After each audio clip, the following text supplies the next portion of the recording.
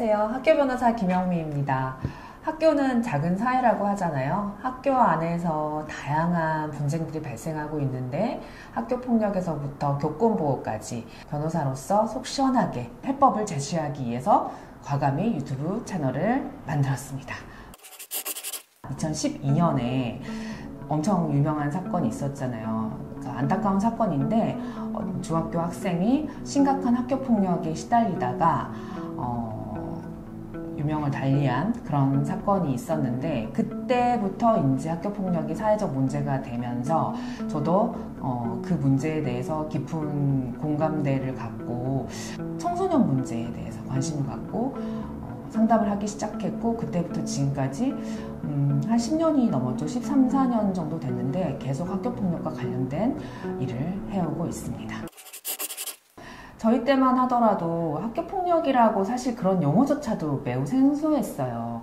남학생들이 이제 저희가 고무줄 놀이하고 있으면 와가지고 고무줄 끊고 그 다음에 아이스 깨끼 하고 이런 거는 매우 일상적이었고 뭐 선생님한테 이르거나 이렇게 지나갔죠. 그리고 남학생들 사이에서의 학교 폭력이라고 하면은 돈 많은 아이들 뭐 금전갈취를 한다든지 힘센 아이가 약한 아이를 때린다든지 이런 신체 폭력이 주로 많이 있었죠. 근데 요즘의 학교 폭력은 2012년에 그 심각한 학교 폭력 이후로 사회적으로 학교 폭력을 하면 안 된다라는 분위기가 형성되면서 그때부터 각 학교에 예방 교육을 엄청 시켰어요. 그래서 아이들이 이제는 다른 아이를 때리면 눈에 보이게 괴롭히면 학교 폭력으로 처벌되고 내가 상급 학교 지나갈 때도 불이익이 있다라는 엄청난 이제 교육 효과가 생기면서 이제는 그게 눈에 보이는 신체 폭력은 확 줄어들었어요. 신체 폭력의 수위도 낮아졌어요. 잔혹사 영화 보셨어요? 말죽거리 잔혹사. 그 영화 보면 여기 싸움을 잘해? 그 힘센 아이들이 일진들이 옥상에 올라와라고 해가지고 진짜 어른 조폭처럼 이렇게 치고받고 싸우거든요. 요즘은 진짜 드뭅니다. 그런 사건이 있으면 TV에 나올 정도예요. 대부분은 그럼 뭐가 학교 폭력의 주를 이루고 있느냐. 그러니까 사이버상에서 이루어지는 언어폭력, 성희롱 이런 것들이 되게 많이 주를 이루고 있습니다. 사실은 친구들 사이에 막 이렇게 서로 주고받으면 그건 아이들끼리 장난이거든요. 근데 어느 한쪽은 안 하는데 한쪽만 그런 말을 한다. 그럼 언어폭력이 되는 거예요. 요즘 아이들 사이에 패드립이라고 해서 그 부모님을 빗댄 언어폭력들이 있거든요. 니네 엄마 바보 뭐 이런 식으로 니네 엄마가 너 뭐 어떻게 낳았니 라고 하면서 이렇게 약간 성적으로 빗대가지고 언어폭력을 하는 것들이 있어요. 그 다음에 저도 한번 당하기도 했는데 어떻게 하다 보니 부모님 이름이 학생들 사이에 알려지는 거예요. 그러면 그 부모님 이름을 친구 이름처럼 부르면서 그 친구를 놀리는 거죠. 제가 이름이 김영미니까 뭐 저희 아이한테 야, 너네 영미 잘 있냐? 뭐 이런 식으로 이야기를 하는 거예요. 그런 식으로 아이들끼리 이제 장난을 하거나 언어폭력을 하기도 하죠. 근데 뭐 그렇게 이야기하는 것에 대해서 저희 아이가 뭐 괜찮다. 나는 아무렇지도 않아. 그러면 이제 언어폭력이 아니지만 거기에 대해서 상처받는 아이들도 분명히 있을 수 있잖아요. 그러면 언어폭력이 되는 거예요. 저한테 이제 상담 오는 아이들이나 부모님들한테 이야기를 들어보면 아이와 부모가 생각보다 많이 소통을 못하고 있구나 라는 생각이 들어요. 요즘 아이들은 학년에 따라 좀 다르기는 하는데 우리가 채팅 어플 주로 성인들은 카카오톡 많이 쓰시잖아요. 근데 카카오톡은 주로 초등학생들 사이에서 많이 씁니다. 그러면 중학생들은 뭘로 주로 대화를 할까요? 카톡을 써요. 중고등학생들은 카톡을 쓰면 노땅이라고 생각해요. 주로 대화는 인스타그램에 DM으로 대화를 합니다.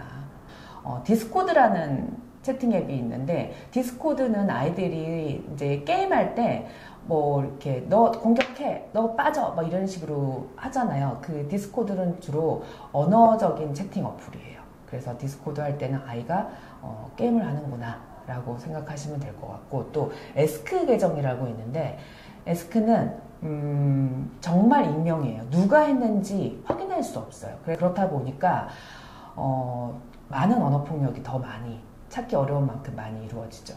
그 다음에 틱톡. 요즘 아이들 틱톡 엄청나게 보잖아요. 틱톡으로 수많은 영상들을 보고 있는데 우리 아이들이 도대체 어떤 영상을 보는지 한 번씩 아이와 소통하면서 아이가 지금 현재 보고 있는 틱톡 영상을 같이 한번 확인해 보는 것도 방법인 것 같아요. 그리고 페북은 아이들이 별로 안 해요. 노땅들이 하는 거다라고 생각하고 아이들은 인스타그램 주로 이용한다고 생각하시면 됩니다. 이런 정보를 아셔야 우리 아이가 도대체 어떤 아이와 어떤 어플을 통해서 대화를 하고 이런 정보를 아셔야 되거든요. 어른들은 거기에 나의 영상과 사진과 글을 올리는 걸로 쓰지만 아이들 계정을 보시면 어른들처럼 포스트를 올리지 않아요. 잠깐 올렸다 내리고 이런 식으로 이루어지고 인스타그램 스토리라고 들어보셨는지 모르겠어요. 스토리는 사진을 찍어서 올리면 그게 일정 시간만 올라가 있다가 자동으로 삭제가 되는 거예요. 우리가 이제 다른 아이를 괴롭힌다고 할 때 저격한다라는 표현을 쓰는데 저격할 때 나를 아는 친한 애들만 볼 수 있게끔 스토리에 그걸 올리는 거예요. 그리고 나서 자기네끼리 공유하면서 키득키득 그렇게 웃다가 일정 시간이 지나면 없어지는 거예요. 그러면 피해자 입장에서는 누군가 그 스토리를 보고 야 누구의 스토리에 너에 대한 저격글이 올라와 있어 한번 들어가서 봐봐 라고 했는데 내가 늦게 들어가면 그 스토리가 삭제되고 없을 수가 있죠. 그러면 증거를 찾기가 어려워지는 경우가 있습니다. 사이버상에서 이루어지는 이런 언어폭력, 저격글, 저격사진 이런 것들도 문제지만 요즘 특히 문제되고 있는 것 중에 하나가 사이버 성범죄예요. 디지털 성범죄라고도 하는데 피해자가 올린 인스타그램이나 카카오톡 그 프로필 사진에서 피해자 사진을 가져와요. 그래서 그 가져온 사진을 딥페이크 앱이 있는데 거기에 넣어가지고 야한 신체 사진과 합성을 합니다. 그리고 그걸 친구들하고 공유하거나 아니면 어떤 사이트에 올리거나 이런 방식으로 지인 능욕 사진을 만듭니다. 그리고 지인 능욕 사진을 만들어서 그걸 유포하는 행위. 이런 범죄가 요즘 되게 많아지고 있고 지금 작년에 2024년에 이 지인 능욕 사진으로 해가지고 청소년들 사이에 심각한 문제가 돼가지고 여기에 대해서 엄벌에 처하겠다라고 해서 대대적으로 수사가 됐었어요. 그리고 지인 능욕 외에도 사이버상 성폭력은 뭐 카메라 등 이용 촬영이라고 해서 다른 사람 신체를 몰래 촬영을 하고 유포하는 행위. 그 다음에 온라인 그루밍이라고 해가지고 어떤 남성이나 여성이 어린 학생에게, 어린 여학생이나 남학생에게 선물 공세를 막 해요. 그래서 호감을 산 다음에 그 학생의 신체 사진을 촬영해서 보내라고 해가지고 유포를 한다거나 이런 식으로 해서 사이버 그루밍을 해서 피해를 입히는 경우도 있거든요. 그러면 이를 안 피해자는 어떻게 해야 되느냐? 제일 먼저는 일단 그 인터넷상에서 나를 괴롭히는 언어폭력한 문자, 사진, 댓글, 그 다음에 영상 이런 것들이 다 있으면 무조건 캡처해야 됩니다. 그 사진이 올라간 날짜, 그 다음에 올린 사람의 아이디 뭐 이런 것들까지 다 캡처를 하는 게 가장 중요합니다. 왜냐하면 시간이 지나면 다 이렇게 없어져 버릴 수 있거든요. 삭제해 버릴 수 있기 때문에 보자마자 캡처하고 믿을 수 있는 어린에게 피해를 이야기해야 됩니다. 나 혼자 해결하려다가 상황이 더 복잡해질 수 있거든요. 부모님한테 도저히 말 못하겠다. 그러면 학교에 가면 선생님 계시잖아요. 선생님한테 찾아가서 고민 상담을 꼭 하세요. 피해를 이야기하고 그러면 선생님도 나는 도저히 선생님한테 말 못해요. 그러면 친한 친구한테 이야기하면 돼요. 들은 학생들도 그냥 듣고만 있지 말고 부모님한테 뭐 내가 사실은 내 친구한테 이런 일을 들었는데 어떻게 해야 돼 엄마? 라고 해서 부모님한테 상담을 한다거나 아니면 학교 선생님한테 그 들은 학생이 가서 이야기를 해주면 되잖아요. 절대 혼자 고민하면 안 돼요. 혼자 고민하면 일이 더 커질 수 있고 그때는 너무 늦었을 수가 있어요. 말끝마다 욕하고 뭐 비하 발언하고 이런 친구들이 있어요. 근데 내가 되게 불쾌하고 불편함을 느끼잖아요. 그러면 어떻게 해야 될까요?